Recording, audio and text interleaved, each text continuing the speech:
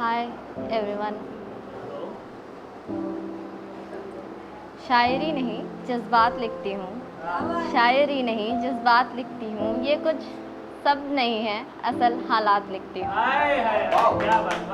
तो जब इन्होंने मुझसे पूछा था तो मैंने बोला था मैं कुछ मोलेस्टेशन पे सुनाने वाली हूँ। तो मेरे पास बहुत सारी चीज़ें हैं, तो आई विल कंटिन्यू। सबसे भाग के बहुत दूर आ गए थे हम, फिर न जाने किसने आईना दिखा दिया। बुरे नहीं थे हम जितने हमें बताया गया।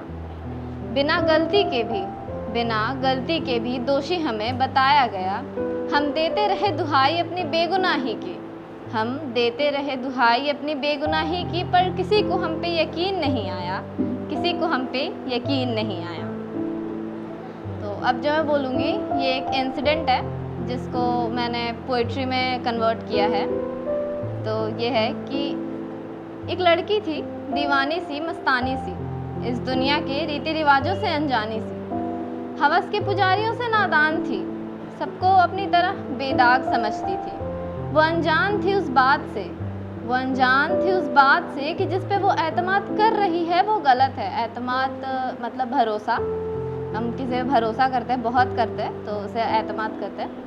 तो वो जिस पे एतमाद कर रही है वो गलत है, वो उसकी तरह नहीं, उसके बिल्कुल विपरीत है। उसकी मासूमियत उसकी गलती थी और उस शख्स पे एतमाद उसका गुनाह। हर रोज़ की तरह उस रोज़ भी फजर सुहानी थी, फजर अर्ली मॉर्निंग। हर रोज़ की तरह उस रोज़ भी फजर सुहानी थी, और ये लड़की जो होने को है उससे अनजानी थी। हर रोज़ की तरह आज भी वो आँख मूंद कर उसके साथ चल पड़ी, इस बात से बेखबर कि जो इंसान उसे रोज़ उसके साथ होने पर महफूज महसूस कराता है, आज वही उसे जिंदा मौत देगा। उसकी आँखों की हवस उस दिन उसे दिखाई नहीं दी, उसकी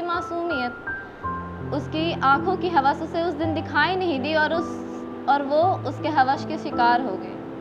उसकी मासूमियत दाग हो गई, उसकी आंखें सुर्ख लाल हो गई। बड़ी मुश्किल से समेटा था उसने उस दिन खुद को, और फिर न जाने कहाँ गुमनाम हो गई। उसकी कलाई के निशान उसका दर्द की गवाह बन गए। उसकी कलाई के निशान उसके दर्द की गवाह बन गए। जो बोलते नहीं थकती थी, दिन भर रेडियो की तरह बजती थी, अब खामोशी उसकी दर्द की दवा बन गए। चाहकर भी खुद को अपना नहीं पा रही थी, जानती थी कि बेगुनाह है, फिर भी न जाने क्यों खुद को गुनहगार ठहरा रही थी। अंदर ही अंदर मरती जा रही थी। उसकी आंखें उसका दर्द बखूबी दिखा रही थी। कोशिश तो बहुत की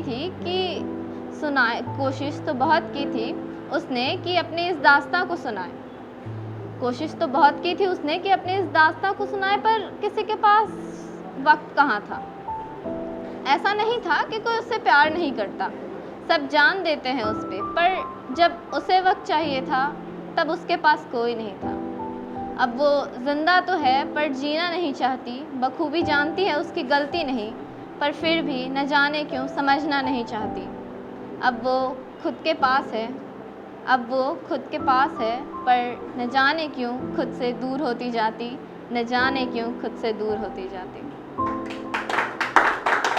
थैंक यू।